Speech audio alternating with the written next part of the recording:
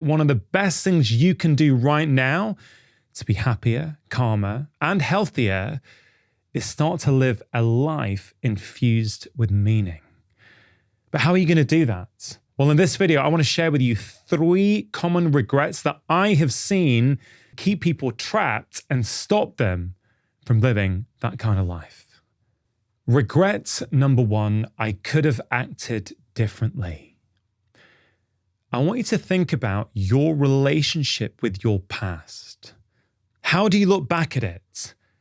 Is it with the spirit of compassion and forgiveness and understanding? Or do you look back with guilt and shame and judgment and regret? Do you think that you should have done better? Do you think that you could have done better? You see, the way you think about your past massively influences your present and your ability to live a life of meaning. I've come to believe that regret is a form of perfectionism. Right? So when I hear the word regret, it's a look back at my past tinged with disappointment. There's a bit of negativity there, if only. But I think looking back on your past in that way, like I did for so many years, is actually very, very problematic. There's a perfectionism that underlies our tendency to look back at our past like that. We believe that actually we could have made perfect decisions, that we were capable of making perfect decisions. And the fact that we didn't means that we should look back with negativity and regrets. The problem is for many people who look back on their past like that, it brings up things like guilt and shame, and it leads to procrastination and an inability to move forward. So I actually believe in a life of no regrets, but I want to explain to you what I mean by that, because I think you can think about your life as having no regrets in 2 very different ways. The first way you could look at your life is to say, no regrets, man. I'm just going to live my life and be myself, and it doesn't matter who doesn't like it. I'm just being me. I'm not talking about that. I don't think that's a helpful way to live life either. When I say I live a life of no regrets, I have deep compassion behind that idea. I choose to believe that I and everyone is always doing the best that they can based upon what they know at the time. Think about it a different way. Right? Think about who you are today and the way you see the world. Is that the same as you saw the world 10 years ago when you were 10 years younger? I suspect for most of you, it isn't. I mean, I can think back now, 10 years ago, God, I thought I knew so much. But there's so much now what I think, wow, Rangan, you really didn't know that much back then. And what might I think in 10 years' time? We're always learning and growing. It's very harsh to judge yourself now for something you did in the past based upon who you are today and all the learnings you've had. You're a different person back then. This is really key. You don't have to adopt this approach. Right? You can look at your past with guilt and shame and disappointment and regret if you want. Okay, it's up to you. But there is a consequence of looking back at your past like that. There was a consequence of me looking back at my past like that. It led to negative self-talk. It led to procrastination. It led to me not living an authentic life and moving forwards with purpose and meaning. And I've seen that with many patients and many members of the public as well. But if you look back with the belief that you were always doing the best that you could, there is no room for regrets. Now, it doesn't mean that you can't learn from the past. Not at all. There are many things in my past that if I was in the same situation again, I will choose to act differently because I've learnt from the past. I recognize that I was doing the best that I could, okay? That I couldn't have made a different decision because if I could have, I would have. And by learning from the past without the judgment and the guilt and the shame, I can take those learnings and now start to apply them in the future. A lot of people will push back at this idea, and I'd love to know how you're feeling at the moment when you hear that. And do you think, well, no, you could have done differently and you should have done differently? Let me know in the comments below if that is your initial thoughts.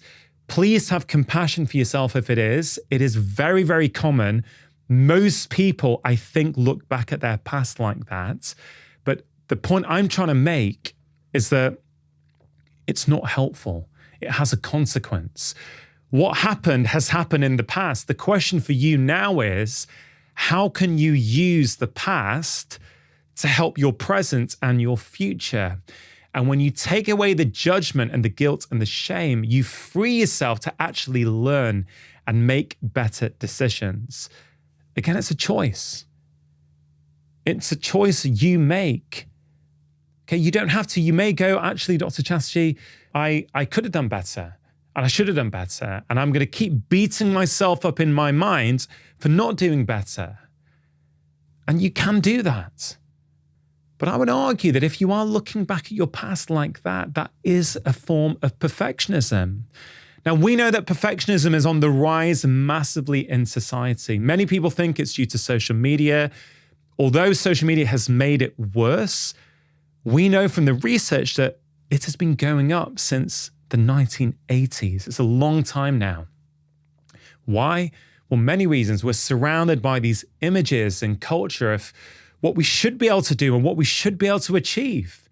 You know, billboard images of people living the perfect life, models in magazines, you know, looking a certain way, having a certain aspirational life that we feel sometimes that we're not able to achieve. So we feel inferior and we develop these perfectionist tendencies. Well, this is actually very, very serious. We know that perfectionism as a trait is strongly correlated with quite serious mental health issues like anxiety, depression, and even suicide. And I would describe myself as a perfectionist in recovery. I think for much of my life, I was very harsh with myself, a very harsh negative inner voice. I expected myself to be perfect. And if I ever fell short, which of course I did because I'm human, I would beat myself up. Do you recognize that trait in yourself? If you do, please don't beat yourself up for having it. If you're going to make changes in your life, right? If you're going to live that life of meaning and purpose, you need to be honest, radically honest with yourself.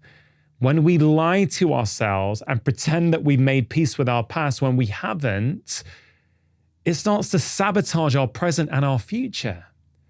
Right, so you need to be honest. Maybe you can't tell right now in the moment of this video. That's fine. Take a pause, come back to this video again in a few days, see if it lands with you differently at a different time. But the relationship you have with your past is huge, right? It's absolutely huge and will massively influence your present and your future. So compassion, forgiveness, these things are really, really important. Please try and look at your past differently. Try and accept yourself for who you were back then. Try and be compassionate to yourself. And just remember, if you knew better back then, you would have acted differently, but you didn't. Now that you do know better, you will choose to act differently if presented with a similar situation again. Regret number 2. I'm not living my life. I'm living the life that other people expect of me. Now, this is a very, very common regret. This is something people think about a lot. Often they don't really come to terms with it until they're on their deathbeds. Right? We know this. There's many palliative care nurses who have described what people on their deathbed say. There's one in particular called Bronnie Ware who wrote the book 5 Regrets of the Dying. I had a quite wonderful conversation with her on my podcast. And Bronnie basically was a palliative care nurse for I think 7 or 8 years. And she basically said that at the end of people's lives, they kind of say the same things. Now, there's several things that they say, including I wish I'd worked less and I wish I spent more time with my friends and family. But I think the commonest regret was I wish I'd lived my life and not the life other people expected of me. So my question to you is, whose life are you leading at the moment? Is it your life? Or is it the life that other people wanted for you? For me, honestly, until my dad died back in 2013, I don't think I'd ever asked myself the question, whose life are you really leading? For me, I needed something as big as my dad dying to finally get me to ask myself some of these big existential questions. Who am I? What am I doing? Am I on my path or am I on someone else's path? And I think many of us, we don't realize this, but it's never too late. It doesn't matter how old you are or where you are in your life, you can start to make a change. You can start to live your life and not the life other people expect of you. But how are you going to do that? Well, for me, it always comes down to our values. That is ultimately who we are. Values are the things that you value in life, and they ring true, and there's something you can take with you to every single interaction, whether it's your job, your relationships, right? Your interaction with the barista at your coffee shop. Your values are who you are. And I very much feel that a life of meaning and purpose is a life where our actions are aligned with our values. But you won't know if you're living an aligned life if you don't know what your values are. What are your values? Do you know? Have you ever written them down? I genuinely want you to think about this right now. Well, I've given many talks, many public lectures where values has come up. And often what I will do, I'll say, how many of you have heard about the importance of values in books like my books or on podcasts or on social media? And almost everyone puts their hand up. And then I say, how many of you have actually taken a moment to write down your 3 core values? Most of the hands go down. There's only a few left. And there's an idea there that's really important. To make sure you're taking action after watching this video, I've created a free guide to help you build healthy habits. We can all make short-term change, but can those changes become a fundamental part of our life? Often they don't. And that's why in this free guide, I share with you the 6 crucial steps you need to take. They're really, really effective. If you want to get hold of that free guide right now, all you have to do is click the link in the description box below. Inspiration without action will not lead to change. Right, so I want you to think about it now. Pause the video if you have to. What are your 3 core values? I'm going to read out a few options. This is not an exhaustive list, right? It's just to give you an idea. And again, where do I get 3 from? I think 3 is a pretty good number. If 3 feels like too much, start with 1. The key thing, though, is you don't need to get this right now. This is a process. You start, you go, yeah, I think these ones represent who I am. Okay, great. And then you review daily, weekly, quarterly, monthly, whatever it is. We'll talk through that in just a moment. So let me read you this list to see if any of these words kind of connect with you. Curiosity, integrity, compassion, family, creativity, honesty, the climate and the planet, solitude, nature, wisdom, conscientiousness, standing up for other people, humility, kindness, loyalty, self-respect, intimacy, time for friends and family, empathy, being a good listener. Okay, they're just options. It's not an exhaustive list. You may have felt other things coming up for you that better represent who you are. And again, there may be more than 3, right? So if you want to put more than 3, that's fine. But I think 3 is a really good number. It's more than 1. So you're actually getting the various elements that make up who you are. But it's not so many that it's hard to keep track, right? So for me, at this stage in my life, I would say my 3 core values are curiosity, integrity, and compassion. And I will, at least weekly, but often daily, because I love to journal in the morning and in the evening. I love journaling because it's very, very effective. And actually, you don't need to buy a fancy journal if you don't want to. You can just do it with a pen and paper, right? So it's actually a very low-cost intervention, which is why I like it, both for myself and for other people. But often in the evening, I'll reflect, how much of today were my actions aligned with my 3 core values: integrity, curiosity, and compassion? When did I not behave in alignment with those 3 core values? Did I not behave with integrity at some point? We're all human, okay? These are your desired values, your aspirational values, the values who you feel best represent who you are, and the values which you ideally would like to live up to. Again, it's not about guilt or shame. If we think back to regret number 1, I could have acted differently. No, it's not about that. It's about having something like a framework that you can keep referencing.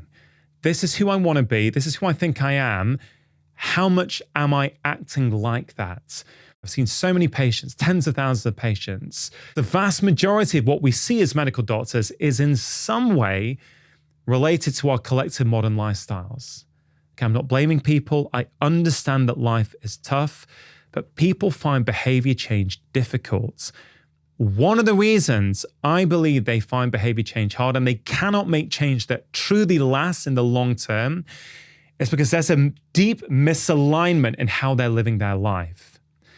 Their actions and their values are not matched up. So in that gap, that your value is integrity, but you perhaps behaved with a work colleague that was out of integrity.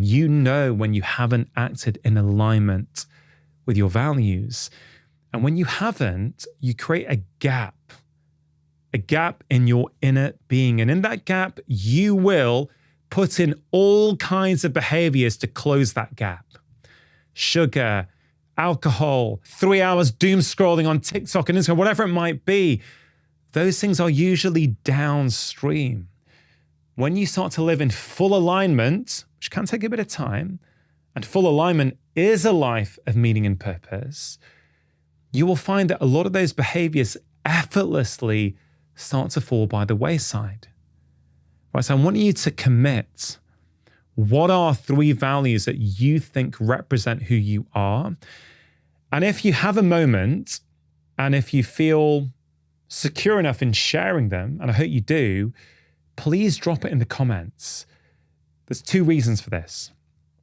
Number 1, I love to read them, okay? I love to know which bits of the videos I'm making are connecting with you, which bits you're finding useful. I'd love to know, what are your values as you see yourself today? But it's also really helpful. I'm trying to cultivate and create this very positive, uplifting community here on YouTube. And I know that many people read the comments, so they may be struggling to kind of define their own values.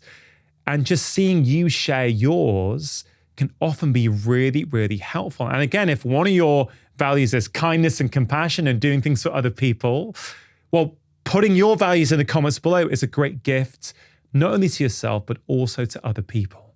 Remember, you don't have to get this perfect today. Just pick 3 as a starting point. Don't let perfection get in the way of progress. And maybe every night you're going to reflect, but maybe it'll be every Sunday or once a week. For many people, not everyone, of course, for many people, Sunday is a quieter day. Maybe you have a time with a coffee just to sit there and go, hey, how much of this week did I live in alignment with my values? When did I not? What might I be able to do next week? When you keep doing this, and I promise you'll start to understand yourself better.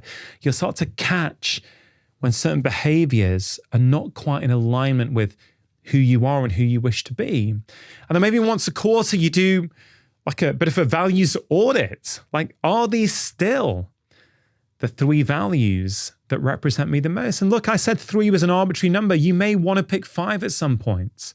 It's completely fine, but I think 3 is a great number to start with and get you going.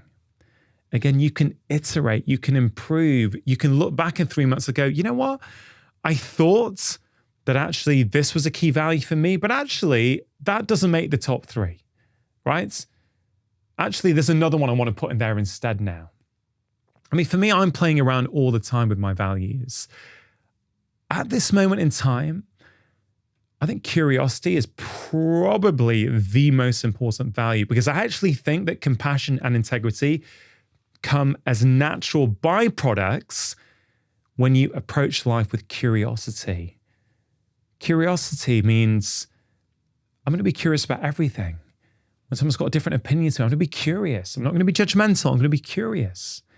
I host a weekly podcast with every single guest that comes here to my studio. I'm going to be curious. What can I learn from them? When I get emotionally triggered by something in the day, I can sit down in the evening and go, why? Get curious. Why did that trigger me? What did it bring up inside of me? So I would say curiosity, if I had to choose one, is a key value for me that I try and bring to everything else in my life. And when I do, it becomes easy to be compassionate and forgiving and giving and act in integrity. For me, they're natural byproducts. But again, you've got to figure out what works best for you. I'm just sharing my experience. You may have a different relationship with these words. They may mean different things to you, and that's completely okay. Your values are your values. They're not mine. They're not your parents, your siblings, your partner. They're for you. And I promise you, as you get to know yourself better through the process of understanding your core values, you will start to be happier. You will start to be healthier. And you're going to live a life infused with meaning and purpose. The third regret, trapping many people from a life of meaning, is to do with our passions. Many people feel, or they have the belief, that they don't have time for their passions, or that passions are not important. It's more important that I focus on my nutrition and my exercise. We know from the scientific research that regularly doing things that you love makes you more resilient to stress. At the same time, being chronically stressed makes it harder for you to experience pleasure in day-to-day things. It works both ways. And why is this so important? Hey guys, I really hope you're finding this useful. If you are and you want more content like it, please do check out my book, Make Change That Lasts, 9 Simple Ways to Break Free from the Habits That Are Holding You Back. It's in all the usual places as a paperback, ebook, and as an audiobook, which I'm narrating. Now, back to the video. A life devoid of meaning and purpose is inherently a stressful life. Many people don't have meaning and purpose, and therefore their lives feel very, very stressful. There are other reasons, of course, why people feel stressed. Workload, pressure, finances, to-do lists. I get it. We know that so many people are struggling with burnout these days. The World Health Organization have said for many years that stress is the health epidemic of the 21st century. We know all this. It's a real issue, but regularly doing things that you love makes you more resilient to stress. At the same time, being chronically stressed makes it harder for you to experience pleasure. Right? It's a vicious cycle. There was a study in the UK saying that 88% of UK workers have experienced some degree of burnout in the past 2 years. That is a staggering statistic, right? So many people are trapped in this vicious cycle and with this belief, I'm too busy to do the things that I love. Remember, when you're chronically stressed, you find it hard to get pleasure from the things that you love, but it's really, really important. And to illustrate this point, I want to tell you about a patient who I saw a few years ago. So this chap came in to see me. I think he was about 52 or 53, CEO of a local company, married, got 2 kids. I think they were teenagers. And he came in to see me and he was struggling with his mood, with his motivation. He was just quite indifferent about his life. And I remember talking to him. I said, look, you've been married for many years now. How's your relationship with your wife? So yeah, fine, so. He's very passive about everything. I said, what about your kids? Yeah, fine, but I never see them. I I sort of ferry them around to their classes. So what about weekends? He said, they're busy at weekends. I just take them around to their classes. Yeah, things are fine. And then I said, listen, do you have any hobbies? And he said, Dr. Chatterjee, I don't have time for hobbies. I've got a busy job. I've got a busy home life. I don't have time. Now, I'm always interested as to what is the root cause of my patient's symptoms. Now, with this gentleman, I got this strong sense that he was just so busy. There was no fun or passion in his life. So when he said he didn't have time for hobbies, I said, okay, did you used to have any hobbies at all? He goes, yeah, well, I guess when I was a teenager, I used to love making toy train sets. I said, okay, great. Do you have a toy train set at home? He said, well, yeah, I've got one in my loft, but I haven't seen it for years. I said, okay, what I'd love you to do tonight or at the weekend is go into your loft, get out the toy train set and start playing with it again. And he said, do you think it'll make a difference? I said, look, I don't know, but listen, I want you to give it a go. Re-engage with those things that gave you so much joy when you were younger that you've allowed adult life with all its responsibilities to get in the way of. And it was a few months later, actually, when I'd finished my morning clinic, I went to the car park to go and do my house calls and actually bumped into his wife. And I said, hey, how's your husband doing? I haven't seen him for a while. And she said, hey, Doc, he's like a different person. Right? After he saw you a few months ago, he got his train set down from the loft. He started playing with it. And now he's subscribed to a monthly magazine. He's always on eBay looking for deals on other trains. He's like a different person. He's happy, he's fun, and he's engaged. It was really interesting for me to hear that from his wife. Now, a few months later, there was a well-man day in the surgery and he came to get his bloods done and he came to see me with the results. I hadn't seen him for a while. So I went through his results with him, but I also said, hey, how are you doing? I haven't seen you for a few months. He said, Doc, I'm like a different person. I've got my mojo back. Like life feels completely different. I said, okay, how's your relationship with your wife? He said, yeah, it's really good now. I said, how's your job? He goes, yeah, I don't feel indifferent about it anymore. I actually really enjoy it. How's your relationship with your kids? Yeah, much better, thanks. That case taught me so much as a doctor. What was really interesting is that if I made a list of his symptoms, which I did, they would be consistent with a diagnosis of depression. Right? They really would. But for me, I'm always interested in what is the root cause here? Why is this person presenting today with these symptoms? Because it would have been very easy for me to diagnose him with depression and put him on an antidepressant. And I'm not saying that never has a role, right? But for me, it didn't feel right. I felt there's a cause here. I want to find the cause if I can. This chap didn't have an antidepressant deficiency in his life. He had a passion deficiency, right? And when he brought passion back into his life, in a very simple and easy way for him through his toy train set, everything else in his life comes back online. He starts to enjoy his job more. His relationship with his wife is better. His relationship with his children is better. His relationship with himself is better. So I want you to think about that. Where is the passion in your life? Have you allowed your previous passions, maybe as a child, as a teenager, to fall by the wayside? Have you been weighed down with adulthood responsibilities, paying the mortgage, tending to your marriage or your partnership, bringing up your children? These are all important things. I'm not trying to downplay them. But have you somewhere along the way allowed your passions to start slipping by the wayside? Like I've really, really come to the belief now, 23 years into my career as a doctor, that regularly doing things we love is as important for our well-being as the number of vegetables that we might put on our plate.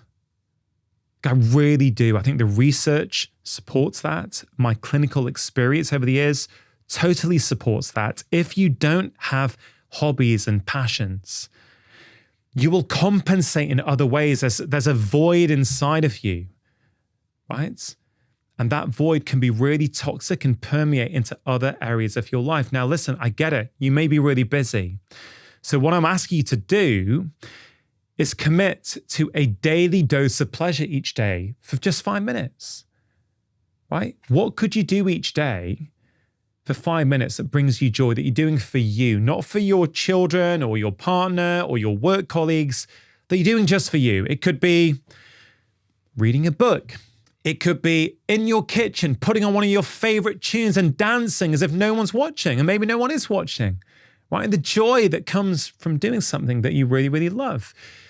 It could be that you choose your favorite comedian on YouTube and commit to 5 or 10 minutes a day of watching them and laughing. We know laughter is one of the best forms of medicine that exists in terms of how it changes our hormones, changes the way we feel, and lowers our levels of stress. And guys, what a wonderful prescription to get from a doctor. Do something that you love. Okay? Sometimes we think about a life of meaning and purpose, and we make it really complicated. I have to find this thing. Right? I have to find this one thing that I can do that can change the world and pay me money. And hey, if you're lucky enough to get that someday, great.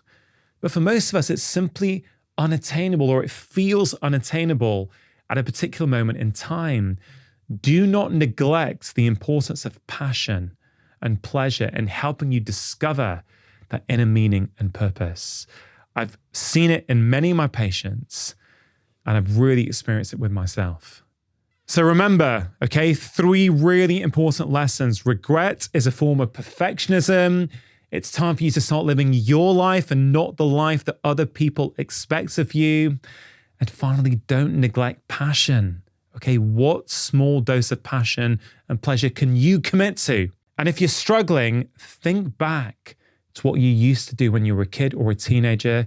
You'll often find a key passion there. The conversation around health, I feel, gets overly polarized regarding food and movement. Now, I am not for 1 minute saying that these things are not important, but I think there is far too much focus on them, personally, at the expense of other factors. And here's the funny thing about stress, right? And this is what I really figured out as I was unpacking the book and writing it. Often our food choices, often our movement habits, often why we do certain things is because of the stresses in our life. So what happens in January? Every January in the US, in the UK, New Year, New You, time to get healthy. Right, so what are the 2 commonest things that I see people doing in my clinic? I want to reduce sugar, or I want to reduce my booze. Right? Those are 2 commonest things. So what is the pattern that I see is this. For a week, for 2 weeks, maybe for 3 weeks, willpower gets them through. It's like, yeah, getting sugar out of the house, I'm not going to have it. This year is going to be different. It's not going to be like the last few years. This year I get on top of things. Same with alcohol. You know, I'm now not going to drink. Yeah, I've overdone it over Christmas and New Year. That's it now. I'm in. I'm sorting my life out. 1 week, 2 weeks, 3 weeks. Then those habits start to creep back in. And my view on that is, in a lot of cases, it's because the sugar or the alcohol was serving a role in someone's life. Of course. Of course, I know it's super obvious to say it, but what they're doing is that, and the reason I'm explaining it is I think people will be listening to this and somebody there is going to go, yeah, that's me actually. I do that every January, but I can never get past January the 14th. And if you are using sugar, or if you're using alcohol, or if you're using anything to soothe the stresses in your life, I think many people are going to be very limited in the change they're going to make unless they address the underlying stresses. Address the underlying stresses, then you no longer need to engage in the same behavior. I'll give you another example. I had a patient who was I can't remember his job. He was sort of some sort of managerial position in a company. And he came to see me for a whole variety of different reasons. The point is that when we looked at his lifestyle, it was quite clear to me what was happening. So he would drink a lot of alcohol, and it was affecting his relationship. It was affecting his sleep. It was affecting his performance, right? But he wouldn't drink every day. But what would happen when you looked at his week is he would start drinking on a Wednesday, So what happens when you unpack his life? Wednesday, just after lunch, he has to present a team meeting. He finds it incredibly stressful. So by the end of Wednesday's work, he is super amped up. He goes straight home and he wants to unwind. So he opens a bottle of wine, has a glass, one glass turns into two, two turns into three, and before you know it, Wednesday, he has a whole bottle of wine. Therefore, doesn't sleep well, wakes up tired, feeling a bit angsty, needs more caffeine to get him through. By default of that happening, he's quite anxious throughout the day, feeling stressed throughout the day. Because he's drinking caffeine all the way into the afternoon, he then drinks more alcohol on Thursday, affects his sleep, and this pattern continues whereby come Friday, it's 2 bottles of wine, come Saturday, it's 2 bottles of wine, and Sunday he spends just recovering for the week ahead. Now, what did I do? Of course, as you well know, Rich, there are multiple things at play here. But in this particular instance, I helped him. We sort of unpacked his week, and I helped to say, hey, look, you know what? It seems that on Wednesdays, things start to go wrong. So, is there something else that we could maybe think about doing to de-stress? And he said, well, we looked at a few options. There was a yoga class. I was just going to say you should go to yoga class right after. There you go. Man, we should swap places, man. Yeah, in fact, you go to my clinic. I'll come and live in sunny California. Keep going. So what happens next is that he goes, okay, fine. So Wednesday, straight after work, before going home, what does he do? He goes to yoga. Now, he was a little resistant, but again, he was seeking help, so he came to see me. So he goes to yoga. Within weeks, everything changes. When he comes back, he reports what happens. On a Wednesday now, he relieves that stress at yoga. He goes home feeling calm, feeling present, changes his relationship with his wife. He still has a glass of wine on a Wednesday night, but it's one glass. Doesn't affect his sleep as much. He feels good on Thursday. Again, he'll have a glass of wine on the Thursday, not the whole bottle. And ultimately, over the course of a few weeks, it completely transformed things. So that was the trigger point for him in the week. So I hope that people listening to this, someone's going to identify in their own life and go, yeah, wait a minute. That's like a similar pattern for me. Maybe if I can manage my stress in a slightly different way, maybe those knock-on consequences will be different. Mm-hmm. And so, look, these are individual cases, but they apply to all of us in many aspects of our life. Yeah, I think basically what you're doing is you're telescoping up on the whole situation and trying to get at the root causes of these things so that the solutions that you're implementing are taking into consideration the downstream impacts of these behavior. So instead of just saying, well, don't drink a bottle of wine, you're looking at what is causing the person to make that choice in the first place. And then you see the domino impact either way, either positive or negative to what happens to that, which I think is, that's the way to address these things, This has come from experience because what is all public health messaging? It's, eat less of this, move more. You're drinking too much alcohol. Doctors over and over again tell me, this stuff is all great, Dr. Chatterjee, but patients just don't do what we tell them to do. I would argue that phrasing in itself needs shifting. I generally get really good compliance with my patients. Like, I do not say that to boast. I say that because I really think that when you communicate effectively with them, right, people want to change. People don't want to come in and not follow your advice. People don't want to take half a day off work to come and sit in a waiting room, wait for 20 minutes whilst you're running late to come in and see you so that they can ignore your advice. People want to feel better. That is my number one belief in my job, is that people fundamentally want to feel better. They don't really want to be there. So let me help them feel better. So what is leading to that idea that patients don't take the doctor's advice? Is it in the delivery, in the manner in which these practitioners are trying to advise the patients? Like, where is that communication breakdown? Look, I think conventionally, if we look back over the last 30, 40 years, there has been a certain tradition in medicine, this very paternalistic relationship that I have a problem, I come and tell the doctor, he or she is going to figure out what the problem is, give me a diagnosis, and then give me some form of prescription, usually a pill to take to get rid of it. And again, I would make the case that maybe 30, 40 years ago, that worked super well. Like if you were coming in with an acute problem, like a pneumonia, and you're coughing, you can't sleep, you've got sweats. Hey, doctor, help me. They listen, they make some tests. Hey, you have got pneumonia. That's the overgrowth of this bug. I've got a pill for you that is going to kill that bug and you will be better, right? That approach has worked and still does work. Of course, there are unintended consequences of that in the example I gave, but that approach, I think, does work. And the whole medical system, as you've alluded to already, is set up around that model. Mm-hmm. We are not set up, A, to look for root causes. People online will say, yeah, we are. This is all nonsense. All doctors look for the root cause. I'm sorry, but I disagree, because I know what our training is. And we're not really trained to look at it, because I don't think we had to in the past. So A, I don't think we're trained to do it. B, I don't think the system is set up in a way that allows us to do it.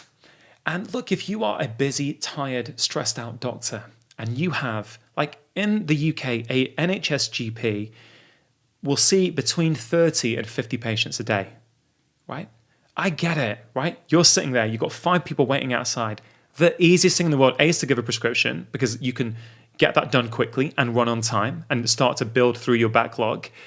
But also, I think the way we're taught and the way often in that rushed setting that we deliver this information is, I think it's destined to fail. Like, if you have a patient, right, who comes in, type 2 diabetes is the obvious example to use, right? The patient's in front of you, and you've got their test, right? Let's say they're coming in for some blood tests. They're trying to figure out what's wrong with them, why they're so tired. You run some blood tests, and they've got type 2 diabetes, but they don't know this. So I actually do this at role play at the end of the course that I teach to doctors to demonstrate just how different these things can go. So the conventional one is this. Patient comes in, knocks on the door. Hey, Brian, how you doing? Yeah, doc, you know what? I'm feeling knackered. I've got these blood tests. I wonder if I could get the results. Yeah, sure. So without looking at them, looking at the computer, looking at the screen, going, yeah, you have got something called type 2 diabetes, right? That's a chronic illness. It's a bit of a problem because if we don't get on top of it, it may lead to heart attacks. It may lead to amputations in your leg. It's the commonest cause of blindness in this country. So we really need to get on top of it. Now, the good news is we've caught it. I've got some drugs for you. We're going to start you today on metformin. Normally, within a couple of years, we need to add a second drug. Sometimes we then have to go to insulin, which are injections. But don't worry, we've got it all under control. I'll get you seeing the diabetes nurse and we'll get this stuff licked. Okay, Brian's in shock. As he gets up and walks out the door, I'm like, hey, but also, Brian, if you can lose a bit of weight and go to the gym, that would help as well. Okay, so Brian walks out. Yes, you've given lifestyle advice, but what does he take away? He takes away that, 99% of that conversation was that we didn't mention lifestyle, we mentioned this drug, and that they've got this under control for me. Cool, well, I can keep going doing what I'm doing. That sounds like I'm making this up, that's an extreme example. I can guarantee you that is how some of these consultations go down. There will be people listening to this who have been in that consultation. Now, I'm not having to go at the doctor because I do recognize that things are challenging. But what about the same scenario where Brian comes in, you make eye contact with him, you don't look at your computer screen, you have a conversation with him, find out what he's concerned about, and then you say, hey, look, something actually has come up, Brian. Do you know anything about blood sugar? Well, a little bit. You explain, hey, your blood sugar is a little bit higher than we would ideally want. Now, it's actually gone into the range of something that we call type 2 diabetes. Do you know what that is? No, doctor, I don't know what that is. Okay, look, it's a condition that actually it doesn't develop overnight. You have not just got this in the last week or the last few months. This has been going on in your body for maybe 5 years, maybe even 10 years. This has been building up. Now, look, there are a couple of options. Yeah, there are some drugs that we sometimes need to use. But if you're open to this, I can help you look at your lifestyle and try and figure out with you what are the various factors that may have led to this. Are you interested? Hey, doc, yeah, if you can let me know what I can do, that would be amazing. And if you go down that road and you spend the time connecting and spend the time explaining to them what they can do and what they feel is achievable, I think even within 10 minutes, you can get a good result. But this is communication. Yeah. Right? So why aren't medical schools training doctors to better communicate with patients, particularly if compliance is an issue? It seems like that should be part and parcel of what it means, to be trained as a doctor. Like you're going to spend your entire career communicating with patients telling them what to do, what's wrong with them, et cetera. Shouldn't there be there's a skill to that, right? To do it effectively. Yeah. One of the things I'd say from certainly when I was going through med school applications, and from what I understand, it's not really changed that much, although they have tried to evolve. That is not anywhere in literally how you are assessed. It is, what are your grades, right? What is your interview like? Now, I guess an interview on some level is looking at your ability to communicate. I get that. But I think the health landscape has changed. What we needed in doctors 30 years ago is frankly not what we need in the bulk of our doctors today. It has moved on.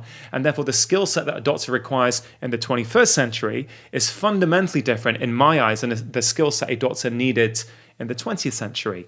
So it is about saying, yes, we should be assessing it. I think that's important. But also we should be looking at, can we train it? Like, I think you probably can train it. You can teach people some skills of how you do that. How do you actively listen? How do you not interrupt the patient's story? Basic things that, frankly, I would argue it's not just about being a doctor. If you want to communicate with your partner, with your wife, with your children, right? It's the same skill set. So given that most of what we now see as doctors is driven by collective modern lifestyles, I say 80% is driven by collective modern lifestyles. Well, doesn't it not stand to reason that actually these sort of life skills that we need to be able to communicate effectively are probably top of the tree when it comes to being a doctor? Yeah. Well, I think it is changing slowly. We're seeing the growth and the advent of functional medicine, and there are more and more people like yourselves who understand this and are stepping into a new way of practicing medicine. So I'm hopeful in that regard, but it does seem like there needs to be some systemic changes in updating the education and also the continuing education, right? I mean, you have to do all this continuing education all the time. Like, couldn't that be built into that as well? I mean, Rich, what I'm trying to do to help this problem is, because I was talking about it in the media for years, right? I'm saying this is a problem, we need to change this. And I was thinking, yeah, but what do you do? It's all very well talking about it, but then what is the solution? I thought, I've hopefully inspired millions of people with my TV shows showing that all these chronic lifestyle-driven conditions can absolutely be turned around, or certainly dramatically improved by making small changes to key areas in your lifestyle. And then I thought, with a colleague of mine, Dr. Ian Panja, we were like, do you know what? Should we just set up a course? Should we just create one? And we did it. And we've created the first, in the UK and Europe, it's the very first course called Prescribing Lifestyle Medicine that is accredited by the Royal College of GPs. Now, that is important because it gives a certain gravitas to the course. It gives it a stamp of approval that people may not otherwise give it. And it was very hard to get accreditation. We had to jump through a lot of hoops. We probably had to compromise various aspects of the course that we ideally wanted, but nonetheless, we've done it. And we have a more than 95% of attendees so far. I think it's the best course they attended. Highly recommend it to their colleagues. And we have not just had primary care practitioners. We've had consultant cardiologists come, psychiatrists, nurses, pharmacists, because this is a problem that is systemic in medicine. Now, we probably trained nearly 1,000 healthcare professionals so far in the past 18 months, and we've got big plans on how to expand that. Now, people always say, you know what it's like, you do anything, and there's the naysayers. It's like, oh, that's fine, but it should be compulsory in medical school. Oh, that's fine, but you're never going to make change like that. And I'm like, well, hold on a minute. 5 years ago, this course didn't exist. It certainly didn't have any credibility. This year, we've got a fully accredited course where people can come and get their CPD points. That is progress. At every single event, we invite some medical students for free to come. They come, give us feedback. We are talking to medical schools. This is how change happens. I'm not saying we'll get there, right? I don't know if we'll get there, but this is my effort to try and contribute to this process, to say, hey, look, this course is fantastic. Please come if you're interested. But, here's the problem, Rich. We're still relying on a doctor who has an interest, who is prepared to give up a Saturday and pay the money to come and train the course, right? So in many ways, you're only attracting the people who've got that interest, right? Yeah, but you started, and you got to fan the flames of positive change, right? This is forward progress, so... Yeah. You know? And so hopefully in 5 years' time, this will be a part Right. of medical school training, Right. or it will be compulsory. We can only hope. Right. Well, let's drill down into stress a little bit more deeply. This book opens up with you saying, listen, 60 to 80% of the people that come into my office have some kind of stress-related condition. The World Health Organization has qualified stress as the epidemic of the 21st century. Like, this is something that we really need to look at stringently and figure out protocols for redressing. And I feel like the word stress is used very cavalierly, like, wow, we're all stressed, I'm stressed out, I'm anxious, or whatever. But perhaps it might be beneficial to like define the term. Like when we say stress, like what do we actually mean, and what is happening biologically, physiologically in the body when we are under this form of duress? I mean, I would agree with you that the term is slightly problematic. I think we do use it. It is common parlance now. Not a day goes by where you do not hear the term, right? Mm-hmm. You talk to a buddy you've not spoken to in a while. Hey, mate, how you doing? You're yeah, mate, I'm okay. I'm not too bad. A little bit busy, a little bit stressed, but I'm okay. It's become that normal. And so I guess taking that 30,000 foot view, fundamentally what stress is, because stress is different for every single person. It is a perception. It is a perception when your body feels that it's under threat, that it is in danger. That fundamentally is what I think stress is. Now, how do you explain that? Because that statistic you mentioned, and it comes from the Journal of the American Medical Association, 2013, there was a paper where they did a little study and they said that up to, it's actually 70 to 90%, between 70 and 90% of all conditions that a primary care doctor sees in any given day is in some way related to stress. That's bananas. That is bananas. But I'm going to explain why I think it is quite easy to understand when you understand what the stress response is. So let's go back again 2 million years, right? 2, 3, whatever. We go back a couple of million years ago and understand how our stress response evolved. So we were, again, in our hunter-gatherer community, getting on with our business, doing what we need to do, and a wild predator is attacking or approaching. We get scared. In an instant, our stress response kicks into gear. So what happens then? Well, a series of physiological changes start to take place that are designed to keep us safe. So I can't list them all, but let's go through some of them. Your blood sugar starts to rise. Great. That means you're going to deliver more glucose to your brain. That is fantastic in that threat scenario. Your blood pressure starts to go up, so you can deliver more oxygen to your brain. Your amygdala, that's the emotional part of your brain, right? That becomes hyperreactive. So you are literally hypervigilant for all the threats around you. Your blood starts to become more prone to clotting, so that if you were to get attacked by that lion and that predator, you're not going to bleed to death. Your blood's going to clot. That's going to keep you safe. These are very, very smart, complex mechanisms that are designed to keep us safe. The problem is, quite simply, is that now in the 21st century, many of us are having our stress responses activated, not to wild predators, but to our daily lives, to our email inboxes, to our to-do lists, to the fact that we've got competing demands at work, to the fact that 2 parents are working and someone's trying to rush home to pick up the kids, the fact that actually we're living separate from our family, so we're having to do all the childcare ourselves. We don't have grandparents around us, to the fact that we may have elderly parents now we're looking after, as well as looking after a young family. For many of us, that is activating our stress response. So what happens? Well, those mechanisms that are so helpful to us in the short term, they start to become problematic. Blood sugar going up is fine for 30 minutes. If your blood sugar is going up day in, day out, well, that leads to fatigue, obesity, high blood pressure, and ultimately type 2 diabetes just from being stressed. And I go back to saying what I said before, what the whole conversation around health is dominated by diet and movement. Talk about type 2 diabetes. It's all about which dietary tribe you subscribe to.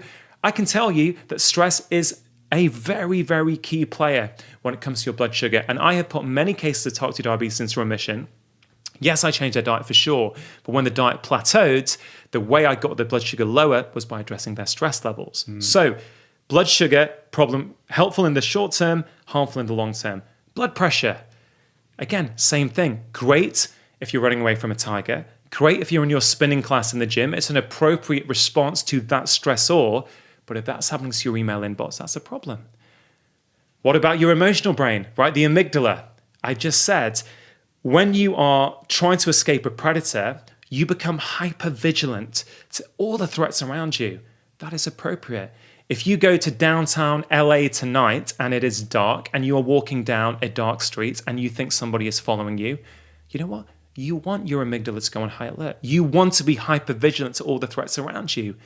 If that's happening day in, day out to your life, that's what we call anxiety, right? So suddenly, this very complex mechanism, when you simplify it right down, we can start to see why up to 90% of what I see as a doctor is in some way related to stress. But what about the things that it switches off, right? We've spoken a bit about relationships. So libido is a big problem these days. I've been practicing for nearly 20 years. I'm seeing more cases of low libido now than I've ever seen. Not a week goes by where I don't see a young male in their 20s complaining of low libido. This was not happening even 5 years ago, certainly in my practice. There are many factors to consider, but stress is probably the biggest in my view. Again, go back 2 million years. You are running away from a threat. In that moment, you need to prioritize survival. You do not need to be able to chill out and procreate with your partner. Right. So your body switches it off, right? It almost sounds overly simplistic, but I love simplicity because when you understand it simply, you start to realize, hey, I understand now why anxiety, why low memory, why poor concentration, why insomnia, why low libido, why hormonal problems, why obesity, why type 2 diabetes can all have stress as a key player. Gut problems, right? Last Mintel survey in the UK showed us that 80% of UK adults have complained of some form of GI problem in any given year, right? Now, food, of course, is a factor, but I would argue that stress is a bigger factor because what happens, again, just like libido, if you're running away from a lion, you don't need to be able to digest food. Just get switched off, just like that. And I tell you, one thing that I've discovered in my practice for maybe the last 2.5 years, a lot of people feel that they are reacting to certain foods. And I say that they are reacting, they're intolerant to certain foods. And I have gone through many years asking people to maybe avoid certain foods for a short period of time as a trial, then reintroduce and see what happens.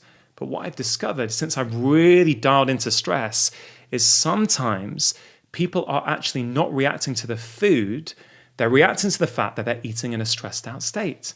So when I teach some of my patients breathing techniques, and I say, look, you really need to have some sort of switch off between your work and your eating.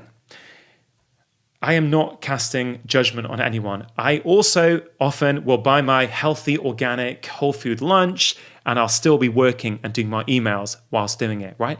But you got to understand, you might be eating the right thing, but if you're not eating it in the right way, there could be a consequence. And some of these patients no longer react to those foods when they change their state before they eat, which literally was mind-blowing to me because those patients in the past, I had asked them to remove that food for a period of time.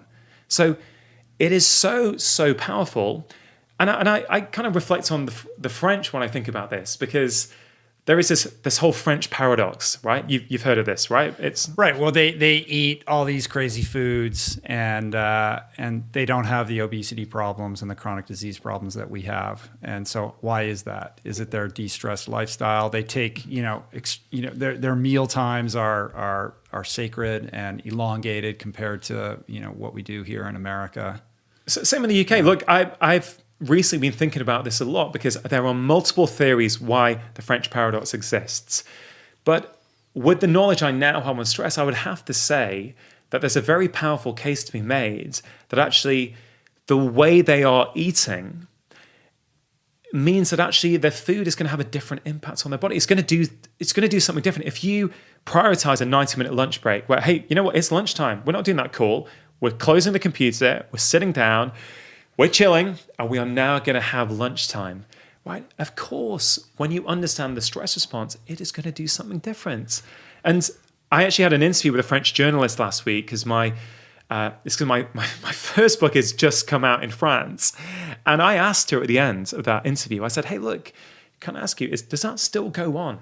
I've spent a lot of time in France for skiing, for sure. But I was saying, does that still go on? She goes, yeah, by and large, it is still what goes on. Now, in some of the heavily urbanized places like Paris, in some of the companies where there's a lot of international people working there, it is starting to get eroded away, which kind of makes sense. But I don't know, I find it so interesting. Well, I get the idea that when you're in a stress state, it restricts blood flow to your digestive system. But what is the impact on the microbiome, or why would that lead to some kind of allergic reaction to a certain kind of food? Yeah, well, first of all, I'm not saying true allergy, and we've got to be very careful that we distinguish allergy from intolerance. That's a very different biological mechanism. So, I think it's important just to clarify that. If you have a true allergy, that when you eat some food, you get, red cheeks and your lips start to swell. I'm not saying in that instant. But I think some of these milder intolerances, or not so mild, many things happen. Your microbiome changes with stress. It's not just food that impacts your microbiome. Your stress levels do. That has been shown time and time again. Your digestive enzymes. So in order to digest food, whatever it is you're eating, you need the presence of certain digestive enzymes to digest that food. If you are switching off, as a very broad and non-precise term, your digestion, the levels of digestive enzymes go down. So it can affect multiple different organ systems. It can affect various different things in your gut. I have found over and over again now, not only for intolerances, that with gut problems, I am more and more focusing on the stress around how they eat. And I'm getting great results from doing it. I had a patient, right, who had Crohn's disease, right? So Crohn's disease, for people who don't know, is one of the inflammatory bowel diseases. People often have severe stomach cramps. They will often have, they have to go to the toilet maybe up to 15, 20 times a day. There'll be blood there. Very, very physically unpleasant, socially unpleasant. A few years ago, I had a patient who was under the gastroenterologists. She had tried the various drugs. They didn't work that well for her. She didn't like the way that they made her feel. So she ends up at my door. I started trying to help her. Now, granted, I did start with diet. I thought, okay, let's see if we can change some things. Let's see what happens. And we got a bit of an improvement, for sure. And she was feeling motivated and inspired. I thought, okay, this is great. I'm finally getting some control over this condition. Then I don't see her for a little while, and then she plateaus. She comes in to see me. I hadn't seen her maybe in 6 months. And I'm talking to her, and she's like, Dr. Chatterjee, you've got to do something. What else do I need to do? What do I need to add into my diet? What do I need to cut out? She was talking really fast. And I started to unpick her life a little bit. And it was really clear to me. I was just picking up on this sense of background anxiety. She was rushing around. She was like many of the female patients I see in my practice. They were so caring. They were nurturing. She was looking after her husband. She was looking after the kids. Everything she did in her life was for somebody else. And she was not doing anything for herself. And there was many things to do, but the first thing I started off with her was I said, look, I know you want me to give you some more advice on your diets. I know you might want me to refer you to a nutrition professional maybe to go deep into this, but just hear me out. I think that's not the lever to turn at the moment. I think the background stress levels in your life are playing a role here, and I wonder if we could try something there. Now, she was resistant because in her head it was all about diet. So she wanted more dietary advice. And I said, look, all I want you to do is I want you to take a bit of time for yourself every day, just 15 minutes, right? So this is not deep breathing before a meal. This is just saying, look, do something for yourself, 15 minutes a day. And if you can, once a week, I want you to do something that you're really, really passionate about, that you've always wanted to do and you've never done. Anyway, so we also did what's called an MSQ, a medical symptom questionnaire. So I scored the level of her symptoms. She goes away. A month later, she comes back. She feels like a different person. Her symptoms have gone down by 50%. 50%. Now, she still has Crohn's disease. She still has symptoms. It's just significantly better. I said, what have you been doing? So, well, you know what? Every morning when I drop the kids at school, I now park the car, leave my phone in the car, and I go for a walk in the local park for 15 minutes. I said, okay, great. What else do you do? Doc, I've always wanted to do salsa dancing. Always. I've never done it, but you give me the kick. So every Thursday night, I go to a salsa class. Now, this was just a month, Rich, but I have followed up, so I've seen what's consequently happened. What does this tell you? This tells you that there are multiple facets going on in everybody's life that can impact every organ system in the body. I have not got rid of her condition. She still has Crohn's disease, but it is a damn sight easier on her and easier to manage now that she's started to lower her stress level. So when you ask the question, what is stress? Well, her stress, right, wasn't too many emails necessarily. Her stress was the fact that she didn't have enough passion in her life, that she didn't do anything for her, that made her feel complete, that nourished her. And so when you ask the question, what is stress? It's going to be different for different people. And that is fundamentally what I try to do with this book, is as completely as possible, simplify the topic, but then have these 4 concrete areas. So I want the reader to be able to identify, where does stress live in my life? Because you need awareness. Once you know where it lives, you know what? Pick one of the simple things, try it for 7 days, and see if you feel different. That is all I ask from someone. Yeah. I mean, what's interesting about that example that you just gave is that the stress in that woman's life wasn't some external pressure. It was an absence of something in her life, right? Which is not how we really think of stress. It was the fact that she didn't have something that was causing her that kind of duress, that was contributing to her symptoms. And it is interesting to kind of deconstruct stress and look at the different faces that it has. And you talk about this in the book. You talk about like the MSDs, the micro stress doses that we get throughout the day. It's not that stress is inherently bad. It's the chronic stress or the repetitive nature of these little micro doses of stress that we're getting all day long throughout our day, within moments of waking up in the morning, that culminate in this chronic stress condition that's creating all of these problems. But that's also very different from this thing that you call the adverse childhood experience, like the ACE, which is essentially the idea that we've all experienced traumas in our life, some more severe than others, whether it's a childhood trauma or some experience that you had, that even though it was in the past, it still rears its head and contributes to your stress condition when it's sort of provoked through memory or some experience that you have throughout the day that reminds you of it. Yeah, you know, this is one of the challenges when I sat down to write this thing. It was, how do you explain what stress is? And how do you also differentiate these different kinds of stresses? Like you mentioned adverse childhood experiences. These are, you know, really significant and traumatic things that happen, you know, when you're a kid, whether it's abuse, whether it's maybe, you know, not having parents, you know, being an orphan, all kinds of things that we know impact all of your life outcomes. And I was trying to figure out, how can you describe this? And then I came up with this concept of micro stress doses and macro stress doses. And I'm so pleased that this has taken off. And like lots of people now use that in their classes. Lots of yoga instructors contact me on Instagram and say, hey, look, I'm using this as a way of describing to people the difference. And I think it's a very useful way of looking at your own life. So a micro stress dose is a little dose of stress that in isolation you can easily handle. But when they mount up one on top of the other, they start to add up and they can start to become problematic. So we have all got what I call our own personal stress threshold. And it will probably vary throughout various different days of the week, depending on what we've got going on, depending on how well we've slept, how many balls we're juggling. But we have this stress threshold. So let's say you wake up in the morning and you're feeling calm. You can start accumulating micro stress doses bit by bit. And the more of them you accumulate, the closer you get to your own stress threshold.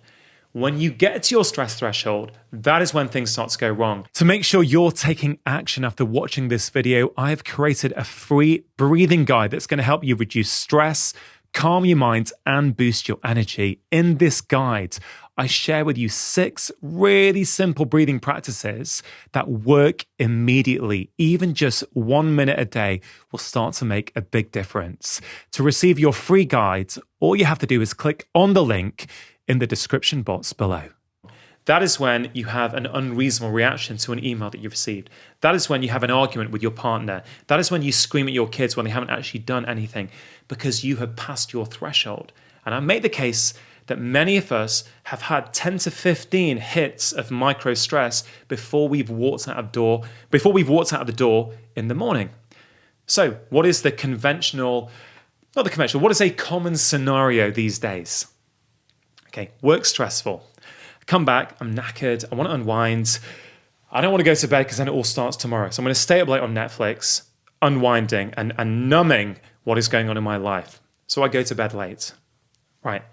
I set my alarm for 6:30 in the morning because I've got work the next day. Okay, so you're in a deep sleep, and at 6:30, your alarm goes off. Boom. Micro stress dose number 1, because waking you, jolting you from a deep sleep is a stressor on the body. You look at the time, which will be on your phone, you look at it, you know what? I've got a few more minutes. You press snooze. At 6:36, boom, alarm hits again, micro stress dose number 2. Then you think, you know what? I better get up now. So you grab your phone whilst you're sort of stretching in bed. Let me just look at my email. Oh man, there was 3 work emails yesterday. I didn't get round to doing them. I've got to do that today. MSD, micro stress dose number 3. Then you quickly go onto social media. Oh, you know what? Someone's been mean to me on my last post. MSD number 4. Then you realize, oh my God, I've been in bed for 20 minutes. I'm running late now. I really need to get a move on. And I'm not going to keep sort of laboring the points, but you can very easily see how before you even leave the house in the morning, you've picked up 15 MSDs. And what does that mean? That means you are closer to your threshold, which means it's going to take less little hits of micro stress in the day to tip you over. This is why I'm so passionate about having some downtime, having some space in the morning to insulate yourself, make you more resilient. It's not just about reducing the stress in our life where we can. I get some people live difficult lives. Some people don't earn much money. They're working 2 jobs. That is fundamentally stressful. But if you can adopt some of these techniques, and pretty much every single tip in the book is free, and I'm super passionate about that they are accessible to everyone. You know what? You can apply these tools to make yourself more resilient to the stress. So let's say you've got a stressful life. If you're going out of the house with only 2 micro stress doses as opposed to 15, you've got a much bigger buffer before you start to have problems. And so I think that's a useful analogy. I will say though, even if you have had a macro stress dose, one of these big hits of stress, like trauma of some sort, like physical abuse, and I say this with the utmost respect, of course, that needs processing. That needs probably to see a professional and actually untangle that. But if you talk to psychologists, if you talk to therapists, they will tell you that it is even more important in those situations that you apply these principles, because they will help keep you at a level that hopefully you can manage things a bit better than without. So it really, I really do believe that this is a book for everyone, whether you have macro stress doses, micro stress doses, whether you have too much stress in your life or whether you have not enough passion, because these are universal themes. And I do think I have simplified it right down where people will think, you know what? Yeah, you know what? Maybe I can do that. I think I can do that. Mm-hmm. Yeah, I think that I think you're absolutely right. And what I like about the book is that it's very practical and solution. I mean, it's called the stress solution. I mean, it's about the solutions, right? And some of these are very easy to implement in your life, like go for a walk, turn your phone off, go to bed early, like, you know, very, very like simple implementable tools, morning routine, whatever that may look like for you, meditation, mindfulness practices. Some of them are a little bit more ephemeral. I mean, your first bucket here is purpose. And, you know, that's a harder thing to kind of figure out for yourself. Everybody has their own relationship to purpose. And, you know, I feel like there's a lot of people who live their lives relatively untethered and don't have a sense of purpose, or what, you know, we both know the Okinawans call it ikigai, which you talk about in the book. And that's a journey, right? So how do you help? I mean, I think that's fundamental, right? If you don't have purpose, then everything else is sort of a house of cards. Well, but that's the hardest one. That's the hardest one. That's why I started the book with it, because it's the hardest. And I think it's the most important, because fundamentally a life lacking meaning and purpose is inherently a stressful life, right? It just is. We all know that. The research backs it up. Not having a sense of meaning and purpose in your life is associated with much worse health outcomes. Of course, do we need science to tell us that? No, probably not. And feeling bad about the fact that you don't know what your purpose is an added stress on top Absolutely. of that. So let me clarify my view on this. So I thought, okay, this is all about practical solutions. Mm-hmm. I, like you, love that Japanese concept of ikigai, right? I do. I came across it, I think, on a Facebook post a few years ago, and I was, one of my... It's a Dan Buettner thing from Blue Zones. I didn't come across it with Dan, actually. He helped kind of usher it in because Okinawa is one of the Blue Zones, and their relationship with purpose, which they call ikigai, is fundamental to their longevity and happiness. For sure. And so one of my Facebook friends, so if you're watching the video, that was inverted commas friends. And to be fair, I'm being slightly, I'm sort of trying to make a point, which is probably not the best way of doing it. But I saw this post and she put this thing up about ikigai, and I saw these 4 circles and the middle area was shaded where these 4 things intersect. Mm-hmm. Ikigai is when you find something in your life to do, something that you love, something that you're good at, something that the world needs, and something that pays you money. And I read it, and I think I read this pretty soon after my dad died, which is a very significant moment, clearly, for me. And I remember reading that, and I thought, yeah, I like that. I fancy a bit of ikigai in my life. I want that. And I started to reflect on it and think about it. And then I thought, well, this could be useful for some of my patients. So I started to talk about this idea with my patients, and I found many of them found it quite stressful to think about. How can I find one thing in my life that gives me this sense of ikigai? That's just too stressful. I'm working to pay the bills and to meet the mortgage payments and to put food on my plate. You feel ashamed that you can't master that. And what was super interesting for me is in January, when the book came out in the UK and I was on my tour, I was in London and I spoke about this. And at the end, there was a Q&A, and this Japanese student in London put her hand up. So she asks a question. She says, Dr. Chatterjee, I just want to add to this that I have grown up in Japan and I have heard about this concept of ikigai, and I found it super stressful my whole life as I have to live up to this esteemed idea that is embedded in my culture, and I find it stressful and I can't do it. So that was super interesting. I heard that from my patients. I also heard it from a Japanese student in London. So I sort of pay homage to this in the book, but then I come up with what I call the LIVE framework. I've created a framework that I think, and I've seen very, very practical for people of how they start to find meaning and purpose in their life. Because I get it. You're listening to this podcast on a train and you're thinking, yeah, meaning and purpose, it's all very well for you two to talk about that. You know what? Your life is different from mine.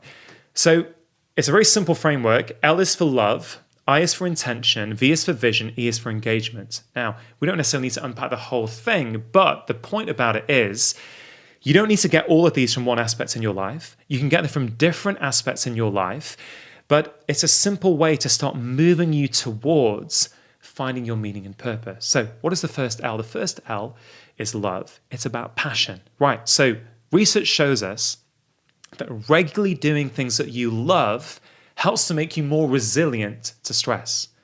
And I'm saying that resilience is super important. But at the same time, being stressed out day in, day out makes it harder to experience pleasure in day-to-day things. So one of the prescriptions I give people, and I don't particularly like the term prescription, but one of the recommendations I make is to have a daily dose of pleasure, even if just for 5 minutes. Now, again, just to bring this to life, I had a patient, 52-year-old chap, or maybe 53, early 50s chap, CFO of a local plastics company, right? Again, comes in to see me. He's worried, doctor, do I have depression? What's going on? I struggle to motivate myself sometimes. I can't concentrate at work. I feel quite indifferent about my relationships. What is going on? So, as always, I try and unpack different aspects of their life. So, do you like your job? Yeah, not really, it's so-so, I have to do it, I've got a family, I need to provide for them. I said, okay, fine, how's your relationship with your wife? You know what, so-so, I don't really see her that much, it's fine. Do you have any hobbies? Dog, I don't have time for hobbies, I'm busy, I get back late. I said, okay, what about weekends? Weekends, I've got to do the household chores, I've got to take the kids to their classes, I don't have time for hobbies. So the prescription I gave him, the recommendation I made to him at the end of doing this, and again, so that I don't get, not that it matters if I get criticized, but just so people understand, I did do the safety netting that is required of me. I didn't feel he was an active suicide risk. I didn't do all these sort of various things that I have to do as a doctor. I did check. But ultimately, what I felt was that he didn't have any passion in his life, right? And I said, look, I know you don't do any hobbies now. Did you ever have a hobby? Well, yeah, I guess, when I was a kid, when I was a teenager, I loved playing with train sets. I said, okay, great. Do you have a train set at home? I've got one at home. It's in my attic. I've not seen it for years. I said, okay, look, what I would love you to do when you go home tonight is to get your train set out. Now, you've got a smirk on your face, right? Yeah. I get it. Hey, I have no judgment on people's hobbies. I had a train set when I was a kid. Well, I thought you were smirking at the fact that he came in to see me with a problem he was concerned about, and my prescription was to get out his train set. Oh, no, I'm with you on that. Okay, you're with me on that. Yeah, okay, yeah. So he agrees to go and do this. So he goes away. I don't see him then. It is not uncommon in general practice in the UK for you not to be able to follow up every single patient. You just simply cannot do that. So I got on with my job. I was, doing my thing. 3 months later, I finished my morning clinic, and then we have something called home visits in the UK where, normally after your morning clinic, you will then have a list from reception of people who are maybe elderly, infirm, who can't get out to the practice, and you go and visit them at home to look after them. So I went to the car park to go and do my home visits, and I bumped into his wife. And I said, hey, look, how's your husband getting on? He said, Dr. Chatterjee, I feel like I've got the guy I married back again. He comes home from work, he's straight onto his train set, he's on eBay all the time trying to buy collector's items, and he's subscribed to this monthly collector's magazine now, right? So she's happy. He's wearing his conductor hat in the house. Hey, but she's happy, but I still hadn't seen him, right? Uh-huh. Again, roughly 3 months later, I'm just going through my clinic as usual, and I see his name pop up, and he has had some blood tests, had a well-manned check, and he's coming in to see me to go through them. Welcoming in, and before we go into the blood results, I say, hey, look, how are you getting on? He says, Doc, I feel like a different person. Life is great. I said, my mood's better. I've got energy. I said, okay, cool. How's your job? I love it. I'm really getting a lot out of my job now. How's your relationship with your wife? Really, really good. I feel really close to her. So, just like that case, I don't know how long we've been chatting for, maybe an hour ago, just like that story about the kid who was feeling low and who had a friendship deficiency, did this guy have a mental health problem? Sure, I think he had symptoms that would be consistent. I could have labeled him and given him a diagnosis, right? And of course, sometimes that may be appropriate, although I have issues with labels because I think what that does to people, that's a separate story. Or did this chap really have a deficiency of passion in his life? And the remarkable thing for me is when that passion deficiency gets corrected, not only does he feel better in himself, but everything else in his life starts to come back online. The job that he couldn't stand before, now he enjoys. The relationship that was a bit tired and he felt a bit indifferent about, now he's feeling closer to his wife. And, this is why I'm trying to make the case that this live framework is applicable. It is achievable. If you are listening to this and you want more meaning and purpose and you don't know where to start, I challenge you. When was the last time you did something you love, right? If you haven't done it recently, schedule it in your diary. It doesn't need to be fancy. It doesn't need to be swim run like we did at the start, right? For many of my patients, I say, give yourself 5 minutes a day for a daily dose of pleasure. That could be going for a walk. That could be reading a book, listening to a podcast. It could even be coming home from work, going onto YouTube, finding your favorite comedian and laughing for 5 minutes. So when we say meaning and purpose is unattainable for many people, I disagree, because if you start with small steps, you could call them hacks. I know you're not a huge fan of the hacking world, and I wouldn't call them hacking in the same sense. I'd call them, you want to get to a certain destination. The destination seems too far away. So let's look at a signpost that's nearby. Let's just break this down, make it super, super simple. Do something for 5 minutes a day that you enjoy. Do that consistently, week after week, and you will start to find other things in your life that will bring you closer to meaning and purpose. That's just the L, right? But I'm super passionate that we can all find meaning and purpose. Of course, it's harder. This guy didn't find his ikigai, right? This chap I just spoke about, he's not quit his job and is now living on a beach and living his kind of this romantic idea of what a beautiful life looks like. No, he's just found passion in his life, and suddenly his day-to-day life that was monotonous before suddenly is vibrant. And I'm so passionate about this, Rich, because it's not as hard as we think it is. Take small steps. Small steps are everything. I mean, I think what happens is people, I mean, it goes back to what we were talking about earlier, but people see, read, hear this message of follow your passion, and it does have that shame-provoking, unintended consequence to it. And it just seems overwhelming and intimidating because that gets associated with quitting your job or, being a digital nomad or like making these massive, seismic shifts in your life. But that may be the ultimate trajectory if you keep pulling on that thread. Like maybe that train guy is going to reinvent himself and become some kind of, like toy train entrepreneur, who knows? But more likely than not, it is just having the wherewithal to set aside a little bit of time to take a tiny step to like embrace some aspect of what you love. I mean, that's how it started with me. Like I went back to the swimming pool and jumped in the water. It was nothing more than that. And it's led to me sitting here with you in a manner I could have never predicted in a million years. But the tiny first step that seems meaningless and unconnected to ephemeral concepts like ikigai and passion is where all of these things are seated. Yeah, for sure. And,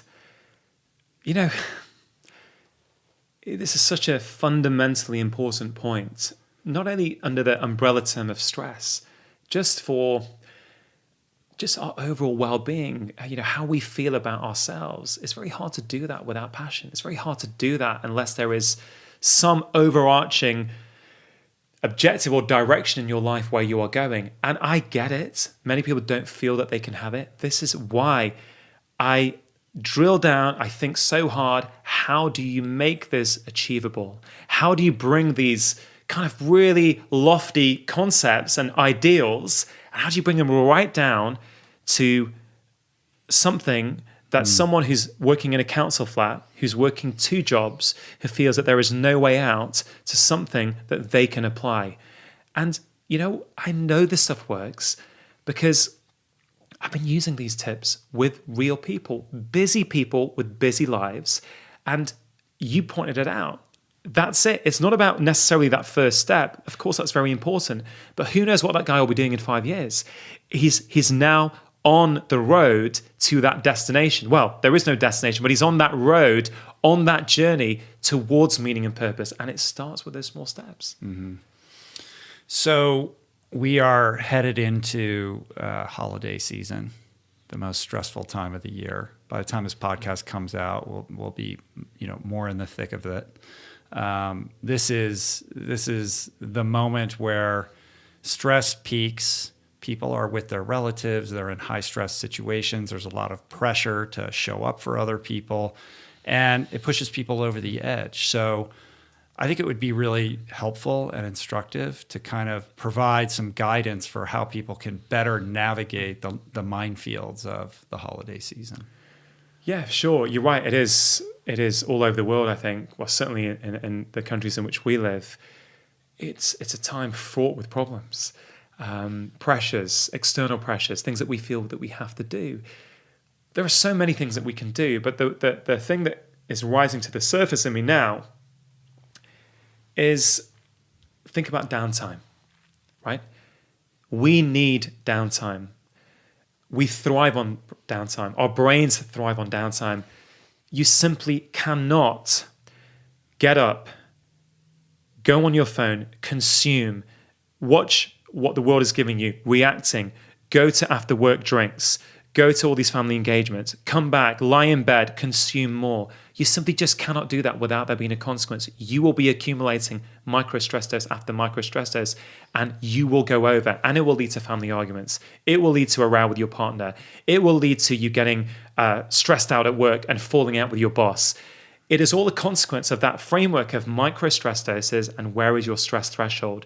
You need to minimize the micro stress doses, and you need to take active steps to increase your resilience. So, well, let's call it simple. You mentioned a morning routine, right? I'm a huge fan of morning routines.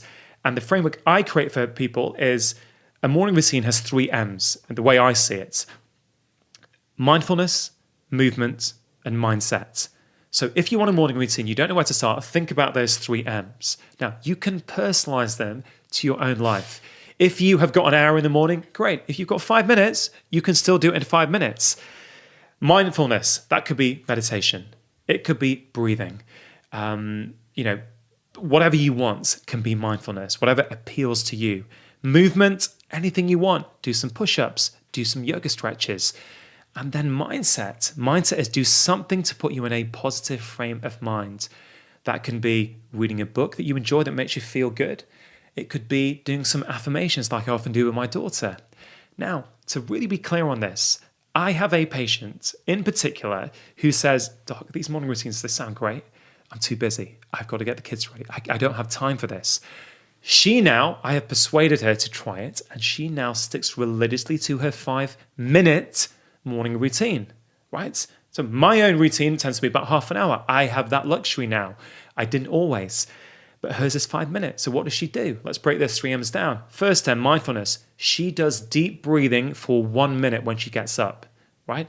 She does a breath that I've taught her that I really like called the 3-4-5 breath. When she breathes in for 3, she holds for 4, and she breathes out for 5. Now, that is 1 breath. In the book, there is a whole breathing menu with 6 different breaths. If you don't like that one, don't do it. Choose one that you do like. So that's her 1 minute of breathing.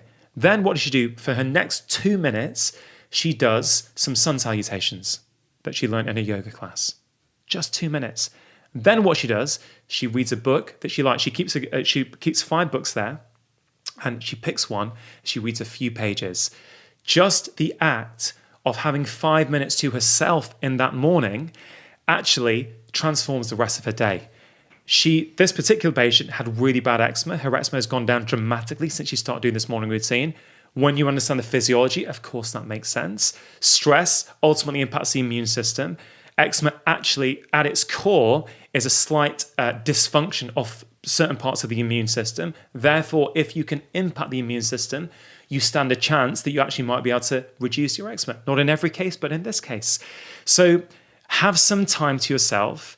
Really be mindful of that. And if you find a morning routine helpful, start there. Now, the next thing I'd probably say to people is think about how much you've moved, right? Yes, we know physical activity is important, but fundamentally, if we go back to 2 million years ago, when we think about our stress response, what is the stress response designed to do?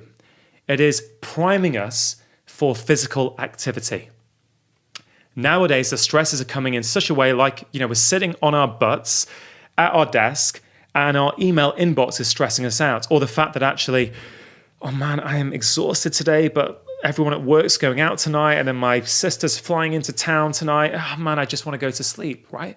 So I would say, have you moved enough? Just ask yourself, have you moved? If you haven't, just make it a priority every day to do something. Even if it's a 10-minute walk at lunchtime, put your phone down, go outside for 10 minutes, and you will start to burn off that stress in your body. Well, those are 2 simple things, right? When you're traveling, if you're traveling to go and see your family, right? And this applies not in the holiday season as well, that people are traveling to work and they're getting stressed out.